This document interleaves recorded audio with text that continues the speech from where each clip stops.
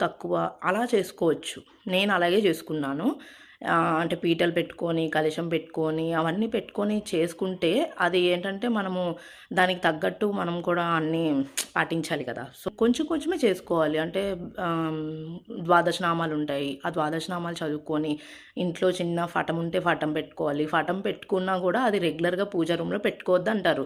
అంటే మనకు అవన్నీ ఈ దేవి గురించి మనకు ముందు నుంచి మనకు తెలీదు కాబట్టి రెగ్యులర్‌గా పూజ రూమ్‌లో పెట్టుకోకుండా ఈ నవరాత్రుల టైంలో జస్ట్ ఆ పూజ ఫోటో పెట్టుకొని మామూలుగా తర్వాత 9 రోజులు అయిపోయిన తర్వాత తీసి పైన పెట్టేసుకొని మళ్ళీ నెక్స్ట్ డే తీసుకున్నట్టు అలా పెట్టుకోండి పటం పెట్టుకుంటే. లేదు అనుకుంటే మామూలుగా ఇలా జిరాక్స్ తీసుకొని దేవి ఫోటో తీసుకొని అలా కూడా చేసుకోవచ్చు. కానీ విగ్రహారాధన అలాంటివి చేయకూడదు.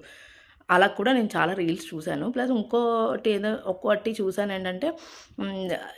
వారాహిదేవి పూజ ఈరోజు 8:00కి చేస్తే రేపు కూడా సేమ్ 8:00కే చేయాలి. కొంచెం లేట్ అటు ఇటు అవ్వకూడదు. ఇలా నేను చూసాను. బట్ నేనైతే అలా ఏం చేయలేదు. హ్మ్.